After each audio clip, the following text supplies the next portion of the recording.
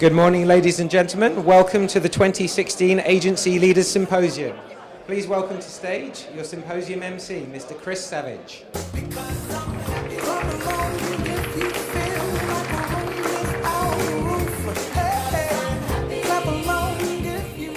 Welcome, everybody. Thank you for turning up on time here to the Agency Leaders Symposium.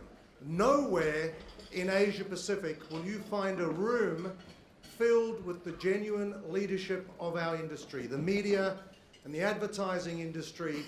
The creme de la creme of the leadership of that industry is represented in the room here today. And I'm a little bit depressed, but that's the fact. No, just kidding. Welcome. And please remember that this conference is unique. It's designed by agency leaders for agency leaders. It really is a unique experience. And it's a great opportunity for us to spend 36 hours with each other and to put rivalries and what have you to one side. You know, I think it was the Greek philosopher Philo who said that everyone is facing a tough battle. And that includes you, and that includes me. And I've led agencies for 30 years, and I'm doing it again today. And I know how tough it is, day in, day out, particularly during times of change as we're going through now. And it's boring to talk about it, but it's really tough to do the jobs that you've got. And one of the reasons it's tough is that all your colleagues see you as big people, as resilient. You are the leaders. And very rarely do people come up to you and say, how are you? How are you going? What are you struggling with? What are your fears? And this opportunity over the next 36 hours is to share with each other, how are you going? How are you finding it? And with each other, share some of those ideas. I do want to just make one reference, if I may, because it is only 2 days away, to the Are You OK Day on the 2nd September of every month. And that's on Thursday. The Are You OK Day, founded by an advertising industry colleague. Many of you might have remembered Gavin Larkin from Single Day Ogilvy and Mather. He ran Y&R, he ran the brand shop, and unfortunately died of cancer 4 years ago, 5 years ago now. But he founded Are You OK Day, which is the day when you ask someone that you're worried about, are you okay? Is everything okay? Is there anything I can talk to you about? Can I help you in any way? And it's about saving lives. Gavin founded the Are You OK Day Foundation when he lost his father to suicide. So please, if you're not engaged in it, it's always been supported by the advertising industry, by my former colleagues at STW, WPP. We're always behind Are You OK Day. Get behind it for this Thursday. We have an action-packed 36 hours. I'll overview that in a moment. Remember that we finish 1 o'clock. There's lunch tomorrow.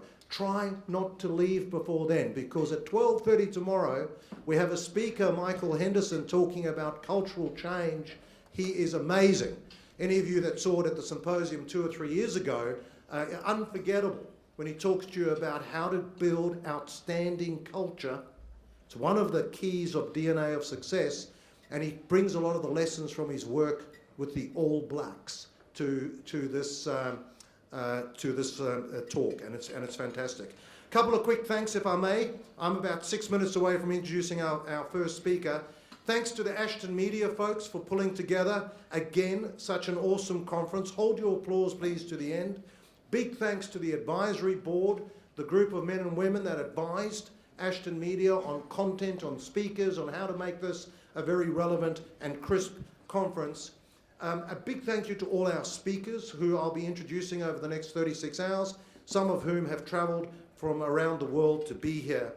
And particularly a thanks to our sponsors and networkers from the media and tech partners that we have.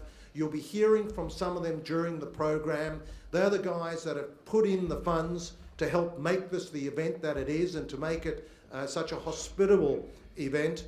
And we're deeply grateful to our sponsors and networking partners for helping us put on this event. Please thank them with a rousing round of applause. Thank you. Now, a couple of quick ground rules. This conference is what they call Chatham House rules, which means we can talk about anything we like, say anything we like, but we all promise that it won't go beyond this room. Is that a deal? Yeah? Okay. So for those of you who are going to tweet hashtag agency SYM, S-Y-M, please tweet, but just be cautious about what you tweet if you think it might embarrass one of the speakers who said something quite provocative. Just use your judgment on that because it is Chatham House rules. There's no journalists here. There'll be no reporting. Now, there won't be Q&A at the end of each talk, but there will be, time permitting, a 10-minute discussion at the tables. So at the end of each major talk, if there's time, I'll pose a question to you and have a chat at your table for 10 minutes. If you need to, have a quick look at your phone, have a breather, and then we'll be back in. We might not have time every time, but I hope that we do. There is a breakout room next door that I'll be guiding some of you to later on, and tomorrow there's a breakout room across the way and next door when we split into 3 groups. When you come back into the room after breaks, please take your seats as quickly as you can. And remember, your Wi-Fi code is on your hotel room check-in documentation.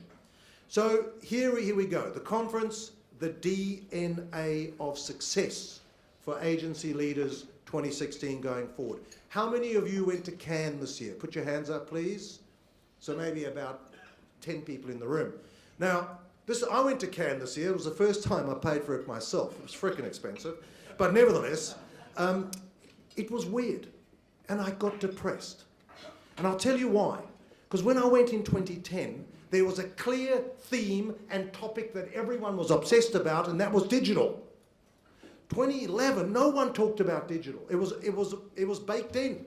But all they talked about was content. 2013, mobile. I remember Sheryl Sandberg standing up there going, we thought mobile would be big, but we never thought it would be this big. And then 2014, it was data. But 2016, there was no theme.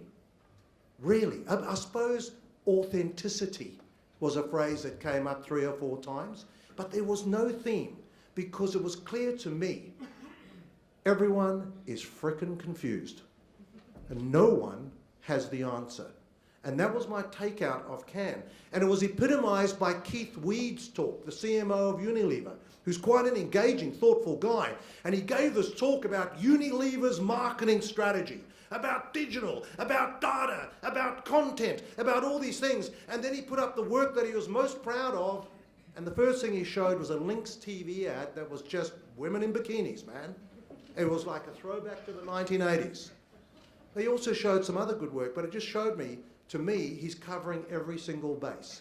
For some brands, television, the old way, television is certainly not dead, as you know, works. And then with other brands at different times, you've got to go harder with other things.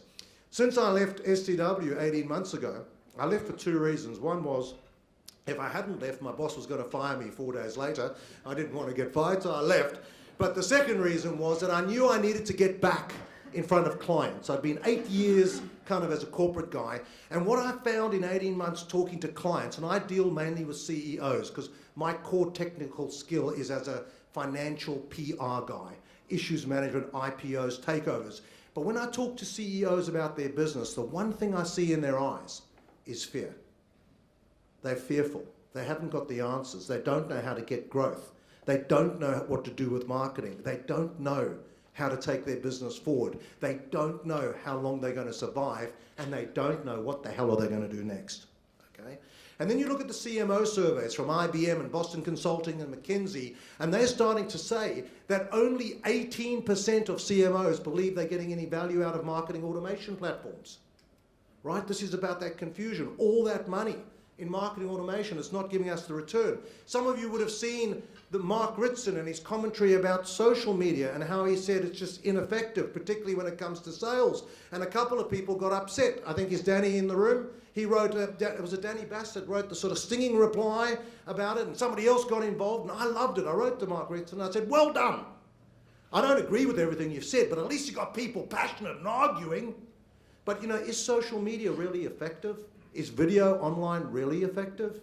There's going to be people in the room and some of our sponsors who will say yes, and they might be right. But do we really know? There's a lot of change going on. And at the same time, we're changing our structures.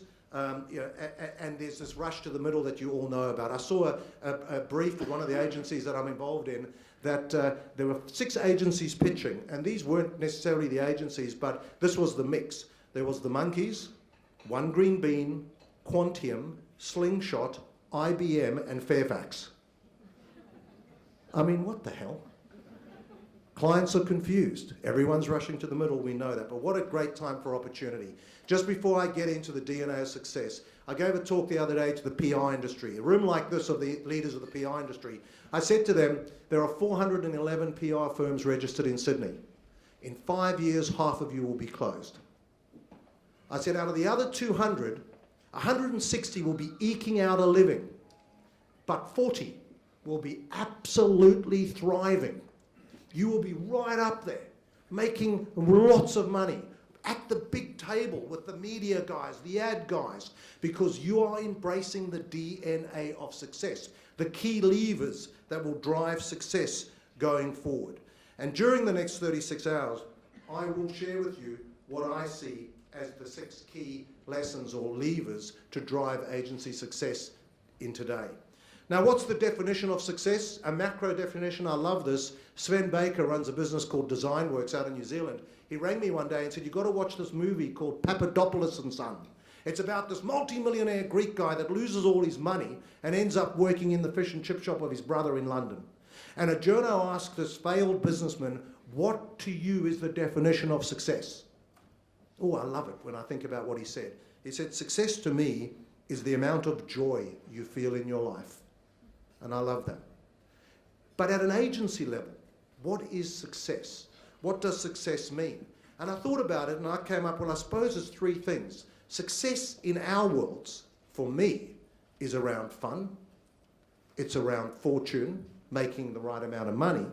And it's about having a future that is powerful, resilient, sustainable, interesting, exciting.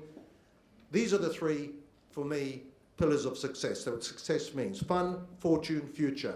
And for some people in our industry, a little touch of fame is also welcome.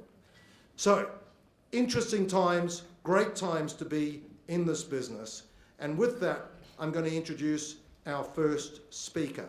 Now, he's going to talk on short-termism, the shortcut to oblivion. If you hear Hillary Clinton talking about the biggest problem in American economy is that American companies have to report their results every 3 months. And she says that drives a culture of short-termism, decisions made with 100 days in mind. And that's the biggest problem to that economy. But in our industry, it's a major problem, it's a big challenge. And to tell us more about it, and I'm not going to say much about him because you've read his background, he is known as the godfather of advertising effectiveness. I've written down that in our world, he's the Ronaldo of effectiveness. He's an author, he's an academic, an author of many books.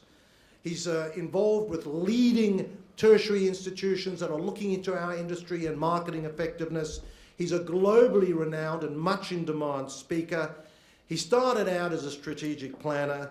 He is the font of all knowledge around advertising effectiveness, short-termism, the shortcut to oblivion. Make him welcome, please, all the way from London, Peter Field. Thank you very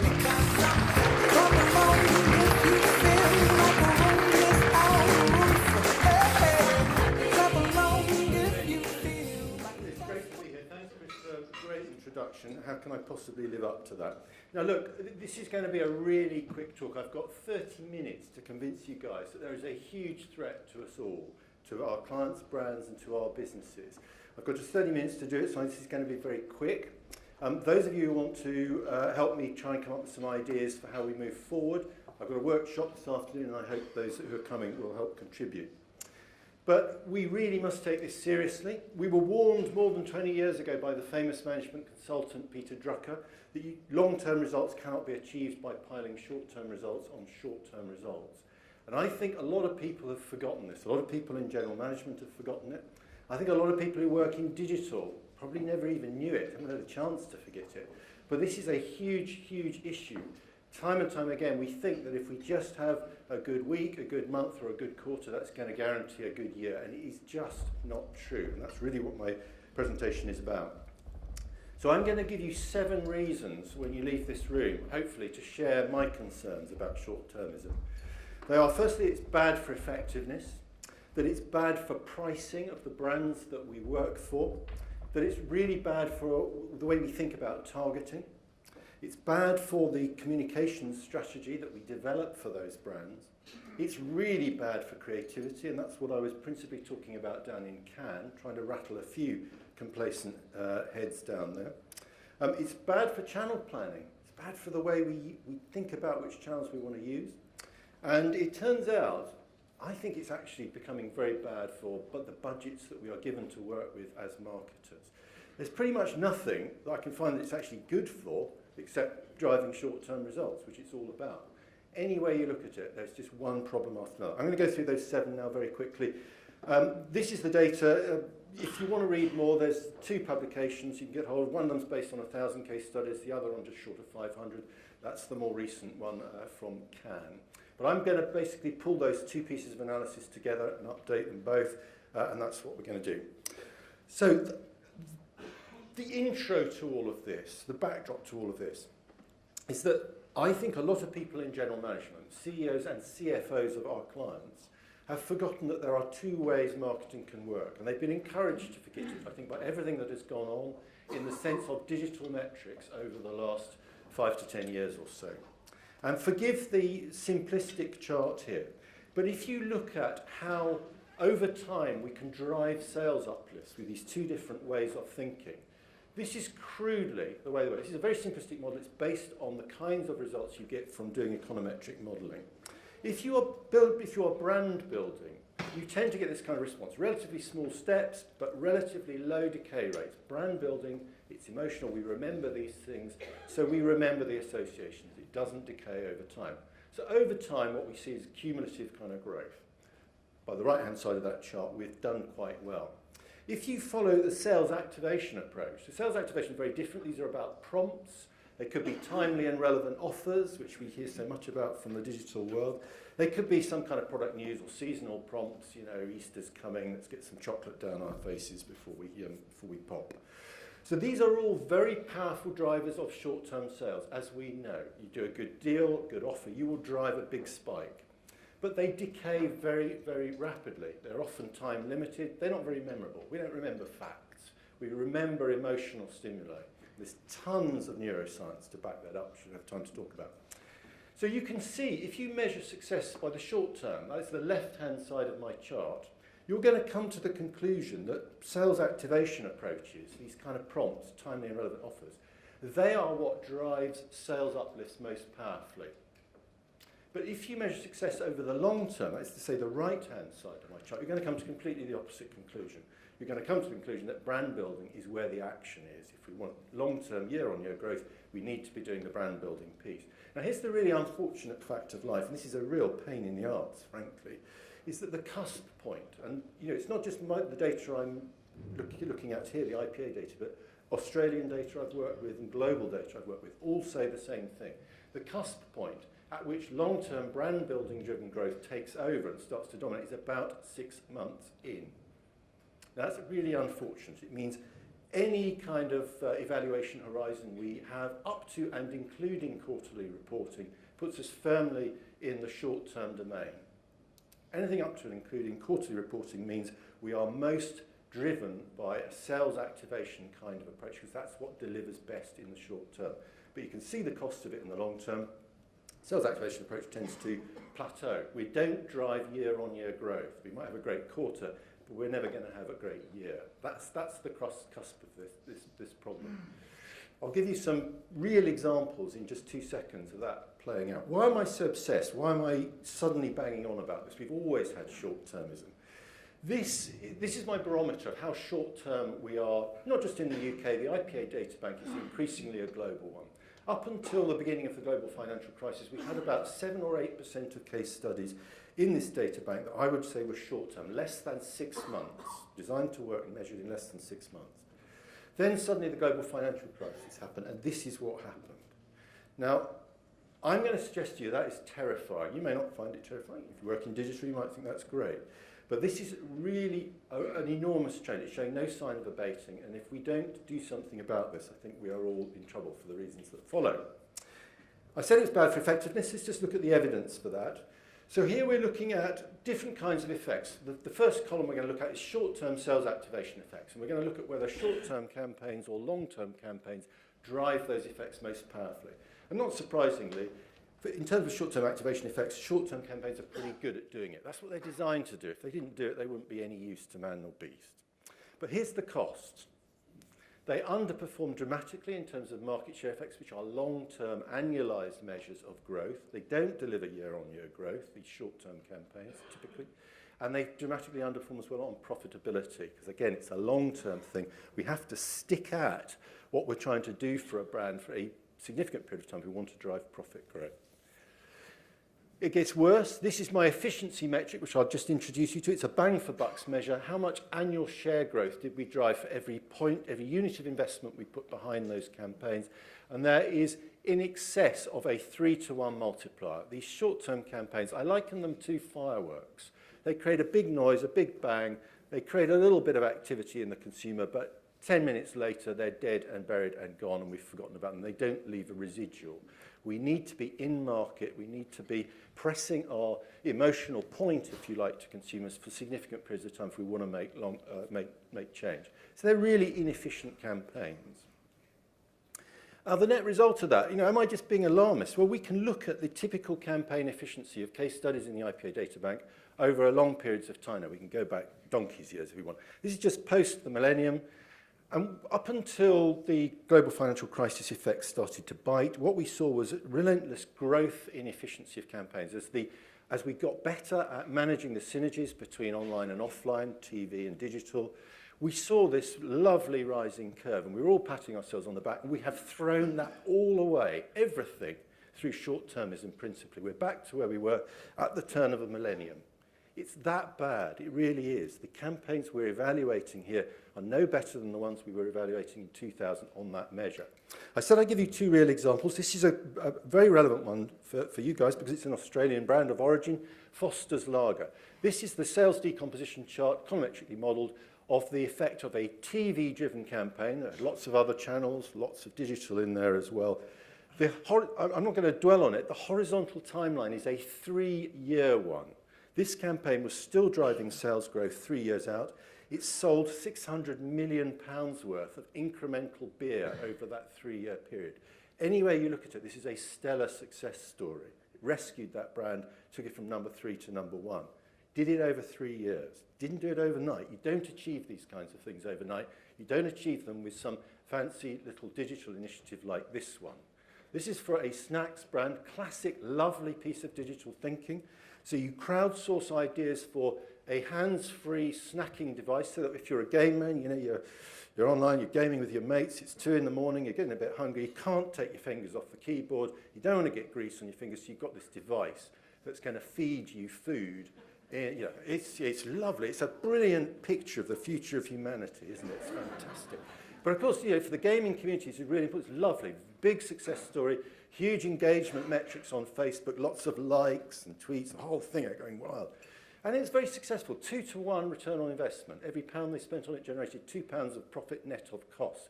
But only for a period that ended 6 weeks after the campaign ended. By the end of that 6-week period, there was no measurable effect of that campaign at all. And if I was the brand manager on that, I'd be asking what's going to be doing for the remaining 9 months of the year.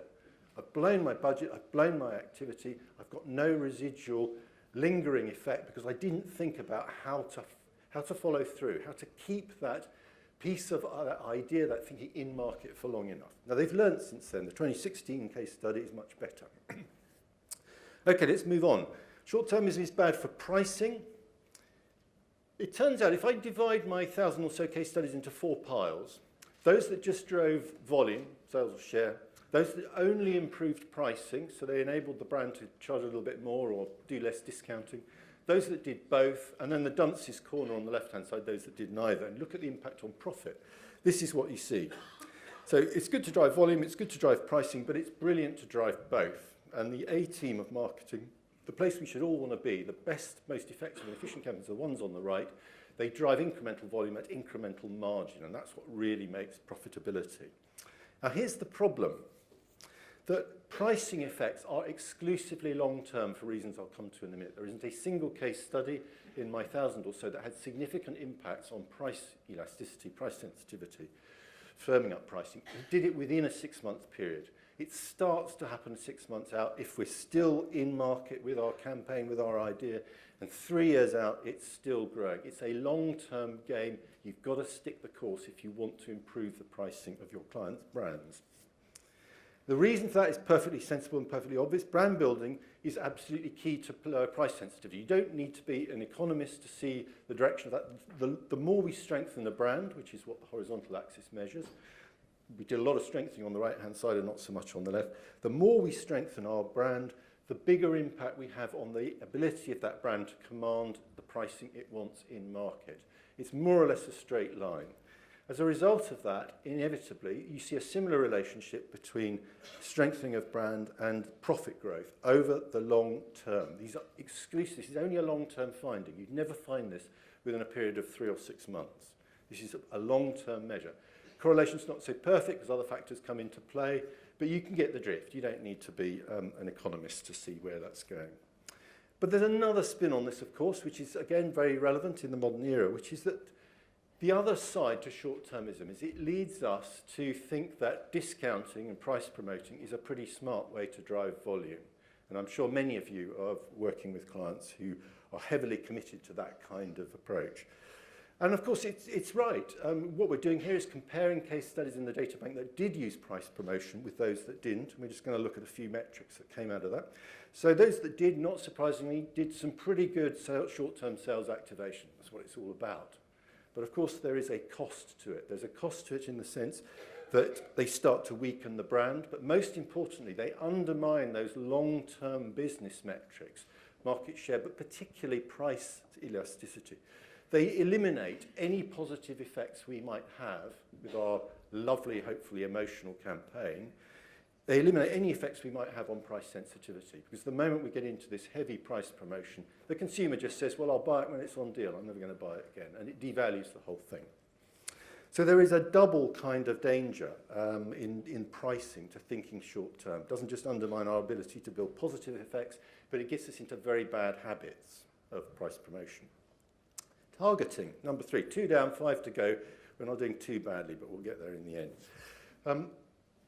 There is a mantra in digital that tight targeting is the way to go. And what we find in the IPA data is that the longer term we look at case studies, the less true that is. Generally speaking, even campaigns that ran for just a year, it was better to target broadly, i.e. anyone who might be a potential customer for our brand, rather than to tightly target existing customers.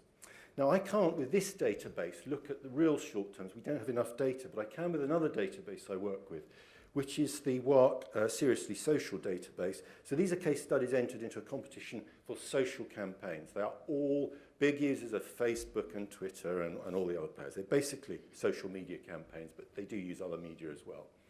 If you looked at that, you would say, well, tight targeted campaigns work best in social. Significantly more effective than broadly targeted campaigns. Now, what of course this first bar doesn't tell you is that almost 3/4 of these case studies are short-term, because that's the way social has gone. It's a complete misuse of the medium, but a lot of it is all about driving short-term results. So if we separate them out and we look at short-term cases, again, you see this case in point. So I'm just going to make 2 points on this. Firstly, in the short term, it is true that tight targeting out-achieves broad targeting, but in the long term, the reverse is true. Precisely. Because in the long term, we need to be bringing consumers into our brand to generate long-term growth, and that is a game for broad reach, not tight targeting. Second point I would just make is look at the difference in the height of the bars of long-term cases. 2/3 of these case studies are short-term cases, and they are dramatically less effective than the long-term cases, social cases in this database. So it's crazy to put all this effort into creativity and thinking and planning when we're going to piss it away in some dismal little 2 or 3 month piece of activity. We have to start thinking long term. Okay, let's keep going. Number 4, it's bad for comms strategy. Many of you will be familiar with this kind of thinking. I'm not the only person who bangs on about emotional versus rational. What we find in terms of brand building, but also lots of other metrics, is that emotional campaigns outperform rational campaigns. They build stronger brands. We remember emotional connections, and they influence our decision-making more powerfully. Lots of neuroscience behind that, well known, not going to dwell on it. So as an inevitable corollary of that, emotional campaigns are much more profitable. They're much more likely to drive significant improvements to profit. Everything looking good for emotional so far.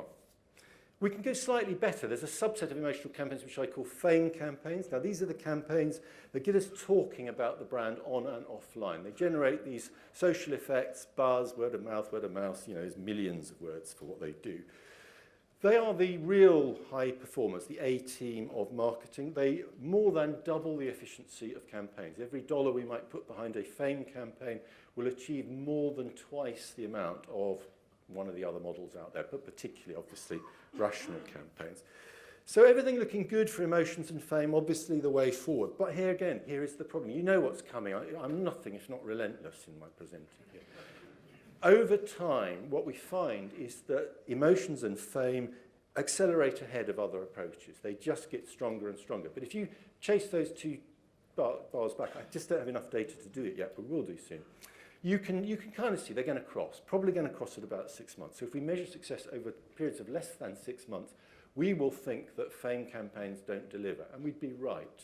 But the cost of doing so is we're going to throw away that enormous long-term benefit of getting people talking about our brand for sustained periods of time.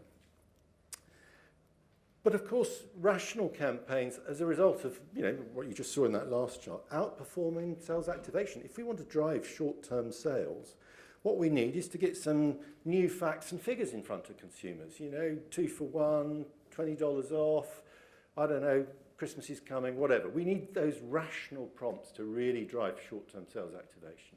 They'll always win out. So you don't need to tell you, if we're driven by short-term sales activation as our key metric, anything up to 3 monthly sales, we are not going to be interested in emotional advertising. We are not going to be remotely interested in famous advertising because it simply doesn't deliver strongest over that short-term period. Not to say they're a disaster in the short term, but they don't win out. You'll hear this often from US clients where they say, all that emotions and creativity stuff, it just doesn't sell. And what they really mean is it doesn't sell in a quarterly reporting cycle. And of course, they're right. But if they were able to step back, as Clinton would hopefully persuade them to do one day, step back and look at long-term, annualized kind of effects, they would see the reverse. Okay, we're 4 down, 3 to go. I'm trying to leave time for a quick video at the end, so I'm racing. Short-termism is very bad for creativity. This was the big point I was making down in Cannes, I suspect largely to deaf ears. We can divide our 500 or so case studies in the creativity analysis into 3 piles. Those that picked up no creative awards, and this is measured with the Gunn Report data, which I'm sure you all know, global resource, wins at the top 46 creative shows worldwide. We've got those that didn't win any creative awards, those that were modestly awarded 1 to 3, and then those that picked up tons of awards, the ones that dominate at the Creative Awards show. And I'm sure these are the campaigns that all of your agencies are full of. And this is the impact, this is the efficiency metric, bang for bucks. So what we've got there is a 10 to 1, and I repeat that, 10 to 1 multiplier between those who pick up a modest amount of creative awards and those that pick up none, and a 16 to 1 multiplier with those that pick up lots of creative awards, the ones that really steal the show down at Cannes or Spikes or wherever. Now, this is, if you were a client, this is a no-brainer. Of course you want creativity on your side. With numbers like that, and this translates, of course, directly through to return on investment. If we can deliver that level of creativity, then we will really bring in the cash. You know what's coming. You just know what's coming. This is how these effects play out over time. So we've got creatively awarded versus non-awarded, and I've got just a general business metric, the number of major business improvements that were made.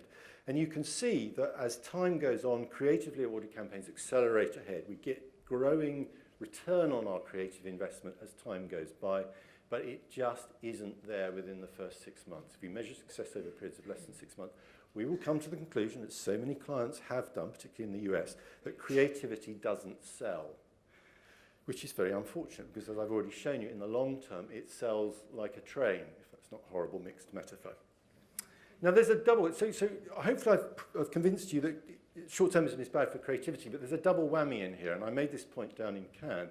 So this is the percentage of non-awarded case studies that were short-term, and you see that same familiar shape. It was pretty much level up until 2006, and then short-termism started to take off amongst non-awarded campaigns. But this is what's happened amongst creatively awarded campaigns, because it seems that creative awards judges feel that these very short-term, creatively disposable campaigns are pretty cool. They're chucking awards at them, right, left and centre. Any of you in this room find yourself as an awards judge at creative awards? Please don't encourage short-termism by giving gongs to short-term campaigns, because you're undermining the whole commercial justification and benefit for creativity while you do it. We've seen this explosion. Something like 45% of these creatively awarded case studies are now short-term. Short-term creativity is not cool. This is what has now happened over the last 6 years or so to that multiplier. I said on average it was about 12 to 1, and over the last 20 years that is how it averages out. But if we subdivide that data into smaller packets, you can see we've thrown away half of the commercial benefit of creativity in the last 6 years. I made the point at Cannes that if any of them were daft enough to invite me back in 5 or 6 years' time, I did not want to be the person who stood up and said we've thrown it all away. And we will have thrown it all away if we don't end this ridiculous rush to short-termism and thinking we can change the world in a month or a week or, you know, in a couple of clicks. You just can't do it. Just can't do it. Channel planning. You know, it goes on. I almost can't kick over any stone and not find a problem here. So channel planning, it's of course about horses for courses, what I've already said. No presentation is complete without some circles, so I put some circles in for you here. If we want to drive sales activation, what we want to be doing is tightly targeted. We don't want to waste any money getting to anyone who's not about to buy. Information and deals, name of the game. That's what drives it. All of those tools and tricks, brilliant tools and tricks coming out of digital about path to purchase and how we break it down and drive each step, all of those are great for sales activation. If we look at brand building, a very, very different picture. We want broad reach. We want the media that give us the broadest reach, like TV, you know, like some aspects of online video, for instance, can give it a good broad reach. Our message should be about emotions and fame. And we should be about creating talk value, buzz, conversations around our brand, and ultimately using that to drive what Byron Sharp would call mental availability, or we might call salience, which is the sense in which that brand dominates our thinking when we think about that product or that category. That's what we need to do. Totally different kinds of worlds, and of course totally different kinds of media play to each of those sides of that. So this is a very crude analysis, and I give you my apologies up front. It's very crude. All we're doing is comparing case studies that did or did not use each of those channels, and we're looking for the impact that had on market share effects. Now, obviously, there are a lot of other factors in there. This is quite muddy, but it does give you the kinds of results that you'd expect. So if we look at market share building, those channels that are good at driving long-term market share growth, we find the usual culprits. TV, outdoor, online video, they are the media par excellence if we're thinking long-term. So if we measure success in the long term, we're going to think these media are pretty good. I won't dwell on all of these. Let's move on. If we, on the other hand, want to think about activation, if we're, on the other hand, going to measure success over the short term, same trick. Let's look at the activation effects of uplift of adding those channels. You find, again, what you'd expect, that the channels that seem to be pretty good at driving these short-term effects are social, DM of all sorts, and search, particularly. Now, that's exactly what you'd expect. But the point is if we do our channel planning based on short-term effects, we come to a very, very different conclusion about which channels we should be using. And I know a lot of you work in media agencies, so I really urge you to take this to heart. We come to a very different conclusion about which channels we should be using than if we are doing the long-term piece. And of course, you know, the answer is we have to do both. We have to do both. No smart business will survive without doing both. Got to get it in balance. The analysis of this particular data bank suggests that somewhere around about a 60-40 split between brand building and sales activation is right. It will vary from market to market, category to category. I would always encourage you to do your own modelling, but I've worked with these numbers in lots of categories, and typically somewhere between 50-50 and 70-30 is where I always come out. We need that balance. On the most optimistic assessment of UK expenditure data now, you would probably come to the conclusion that about 45% of marketing spend is now going on activation, and all of those activation media are the fastest growing ones. So we've already passed the optimum point, I would argue, and we're getting rapidly beyond it. So what we were looking at in the terms of business effectiveness and efficiency, same curve of efficiency, will be falling off the optimum point. We'll be dropping down one side or the other. Okay, last pod. It's bad for comms budget. Now this is slightly conjectural because this is what happened. I put this chart up and showed that up until the global financial crisis, budgets in the IPA cases had been fairly stable. Big investment, because these are success stories, and by and large you don't drive success in marketing terms unless you put money behind your advertising. So these are big investment budgets. But then this is what happened. Now that's pretty alarming in itself, and I think it is driven by a number of things. Firstly, the mistaken view that you can achieve everything with more limited amounts of money, particularly if you use digital cleverly, in the short term, and I think that's mistaken. But somebody said to me, yeah, but where's the money going? I mean, this is share of voice. And lots of indicators in the UK say that budgets in general have not been affected that badly. And I think where it's gone, of course, is the off-budget expenditure on short-term sales, particularly digital sales. So in lots of clients I work with, the digital sales department are kind of over there. We don't see them, we don't speak to them. They have tons of money to play with, which they're putting behind search, pay-per-click, and all that stuff on Facebook. They've got tons of money, and it's growing all the time. And that money is coming because CEOs don't have unlimited pots, and they certainly aren't prepared to spend more year on year, by and large. It's coming from the marketing budgets and the marketing department. So we're getting less and less to spend on what we might hopefully be able to call as brand building communications. And it's more and more going on this short-term digital. Now, I'm not saying that we shouldn't be spending money on short-term digital sales activation. It's obviously been an important part of the success story that I showed you since the turn of the millennium. The point I'm making is I think we have reached at least the point, if not gone beyond the point, of optimum balance. That this relentless siphoning off of money from marketing, long-term marketing communications budgets into short-term sales activation, digital sales, needs to be, we need to pause, take breath, and work out whether this is really right. I think we've already gone too far, and there is a case now for saying let's start to shift money back the other way. So I would urge you, particularly those of you who work in media, to be very realistic about where the budget is going that you spend for the brands you work on, and put it into two different pots, and be very realistic about it. You know, is this particular strand of activity about activation or brand building? And just work out for yourself. Are we anywhere near 60-40, or have we gone crazy? Have we gone 80-20 or 20-80? And unless you do that, I don't think we can sensibly form a view about whether we've got the balance right. Okay, I just want to end on some first thoughts about what the way forward might be, and show you a video, hopefully, which I think is quite fun and shows you what a particular German agency did. But this is really a lead-in to those of you who are going to come to the workshop this afternoon, so hopefully we can use it as a springboard to think about how we might move forward. I think the first and most important thing is we have to get the measurements right. We have to resist a lot of the short-term metrics that are out there. So we need a balanced scorecard of metrics for all our clients that balance short and long-term. So we should be, within that, focusing very much on long-term business metrics, annualized share growth, and all of those kinds of things that I've been boring you rigid with for the last half hour.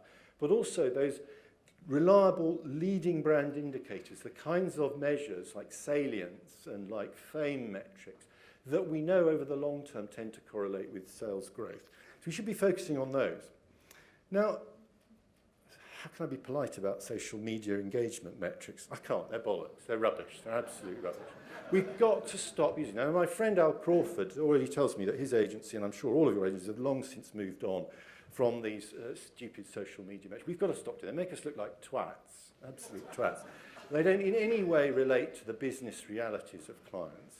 We've got to stop doing that. And things like earned media valuations. You know, we spent $20,000 on this campaign. It would have cost us $100,000 to get that kind of coverage. This is Mickey Mouse. This is just Disney accountancy. No CFO will give you more than 2 minutes of his time if you go in talking about that. You know, and I'll say no more. I sound like an old curmudgeon. We should monitor that budget allocation, as I suggested earlier on. Be clear about how much of our 100% we're putting into brand and activation. And unless you've got a better start point, aim for something like 60-40, but yeah, but model and develop your own optimum point, but it probably won't be wildly different from that.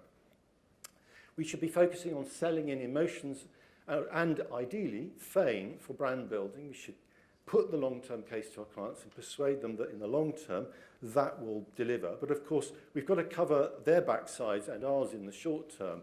So we do have to keep the activation piece going.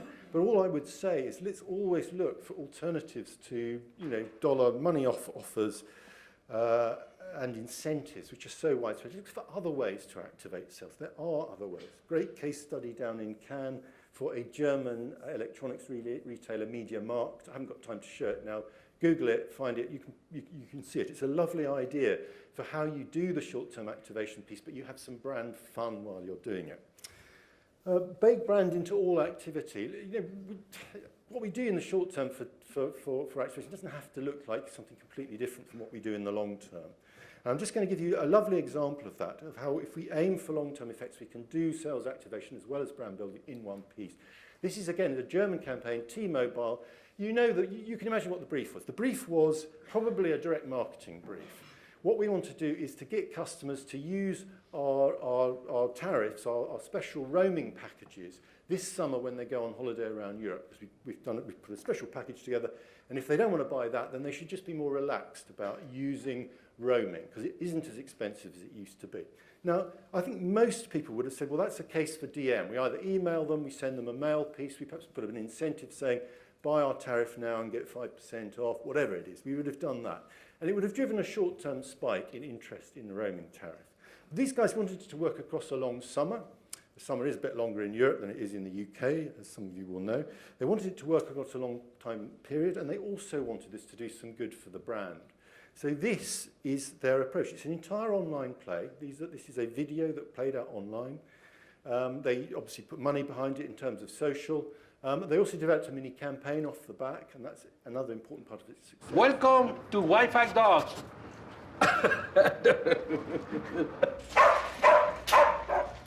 This is my headquarters, and this is what we're training the dogs to find the Wi-Fi signal. Hopefully, this is going to be the business of the century. Yeah. Let's find this Wi-Fi. At holidays, the people is looking for the Wi-Fi, but Wi-Fi is not everywhere. And I was thinking, a really good idea to train a dog to find the Wi-Fi. It might work. What do I do for Jose? Well, a little bit of everything. I train the dogs, I do graphic design, I even made the website, www.josedogs.thebest4tofindwifi.net. I think Rosita drive more than Santiago. Just don't go too fast.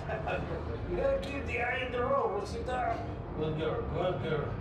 Okay, ladies, we've got these. It's very reliable. Yeah. Hello. Are you sure this works? Our product is 100% guaranteed. Yeah? Don't worry.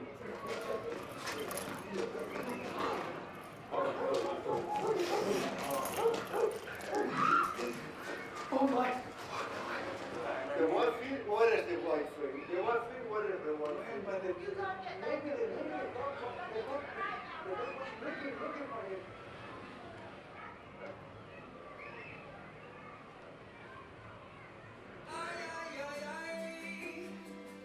Okay, so they played it out. They created a little campaign around it. It modelled very much on the way anyone would once upon a time have thought we do TV campaigns. There's decades of learning of how to keep an idea alive in market through innovation, in the way we express it. It's a classic TV campaign, but it played out online, and it kept the growth of their tariff and roaming usage going throughout the entire 6 months. Hugely successful. But you can just see the difference. I think that lovely single case study that shows you the difference between thinking long term, taking the bigger picture, and not just executing for narrow short-term effects. Okay, that is me done. That's me done. If you want to read more of those two publications, I don't make a bean out of it, so I'm not selling them. Get them if you want. You can download them from the IPA website. Chris, over to you. Thank you very much.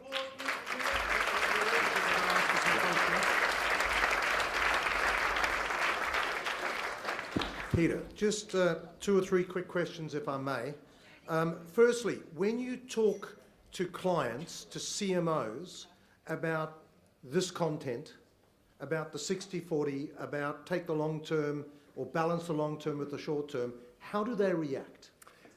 Very simply, they buy it. They say, we love all of this, but the people who need to hear this are the CFO and the chief exec. So I've done this to a number of major global organisations, and I usually then get invited back. You know, I'm told to scrub up, put my best suit on, behave myself, and do the same presentation to the CEO and the CFO. And my experience of that is extremely positive. If you put a clear business case to even the most hardline, most marketing, remote kind of CEO or CFO, and most of them in Europe and the UK have never been near a marketing department. I think it may be different over here. Most of them know nothing really about marketing. If you put this evidence and this data in front of them, they get it. They're smart people. And I've created opportunities, certainly for marketing teams in a number of companies now, to at least go forward with this. And I just hope they deliver and don't screw up. All you can do is put the case, and I think you're pushing on an open door if you've got the data. So I encourage you all in Australia to develop your own data that proves it, particularly if you are a media agency and you might have access to a lot more data. Start to create your own databases to prove these kinds of benefits and issues, and you'll get an open door response, I'm sure. You mentioned you spoke at Cannes. You were talking about the power of creativity in delivering results. You said it fell on deaf ears. I'm surprised. So that's the Creativity Conference. Yeah, well, I'm perhaps being just slightly negative and suspicious about this. There were a couple of Creative Awards judges in the audience who I noticed were looking a little bit uneasy as I went on. It's more based on the fact that I think Cannes know very well what my shtick is about creativity. They know it well. But they relentlessly resist me exposing it to lots of people down at Cannes. And I think there is this danger that they don't want outside views of the value of creativity imposed necessarily on their own interest. They've got their own Creative Effectiveness Awards, and someone like me comes along with an outside perspective. But you know, my perspective is based on global creative awards, not just on Cannes. It's based on global evidence, global creativity. And I think within the world of Cannes, perhaps it's not quite so applauded. But also, I think a lot of the people who go to Cannes now are there for the digital Kool-Aid. I mean, the big shows out there, it's all Facebook, Twitter, Google, all the big, but that is what dominates the money and the action and the activity at Cannes. And some kind of hokey guy from the UK with some poncy little data that relates to effectiveness, that's not where the action is. That's not what everyone's, they're drinking the Kool-Aid until it comes out their ears. Right, okay. And now look, a question I'm going to ask every speaker today. We're here to talk about agency leaders and what's the DNA of success of building an agency that thrives today and tomorrow, whether media or advertising or whatever in the communications business. What are the 1 or 2 most important messages that this audience should take away? If they want to build a successful business, what should they take from your presentation? Okay, well, I think in order of importance, the first 3 things are training, training, and training. If you don't educate your people, if you don't teach them these kinds of issues, and you don't enable them to understand and form their own point of view about what kind of metrics matter, what kinds of presentations they should be making to clients, and particularly if you don't convince them that it is dangerous simply to take the latest piece of metric thinking from Facebook or whoever and just trot that straight out to clients because that's the easiest way forward. If we don't interrupt that and say, look, we need a reality check here, we need metrics, we need presentations that actually relate to demonstrable business success, then we'll never make any progress. I do think from an agency point of view, it is very much about a training piece. And then secondarily, obviously, the metrics. We should all be working on developing our own metrics, our own proprietary metrics, and models for how to think about these things based on short versus long.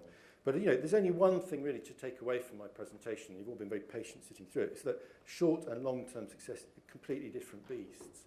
And I think everyone needs to know and understand that if we're going to make forward. Fabulous. Ladies and gentlemen, Peter Field.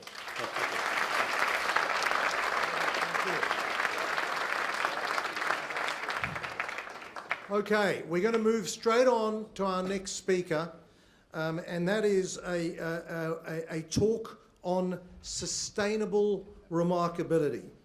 As consumers become ever more connected and as cognitive marketing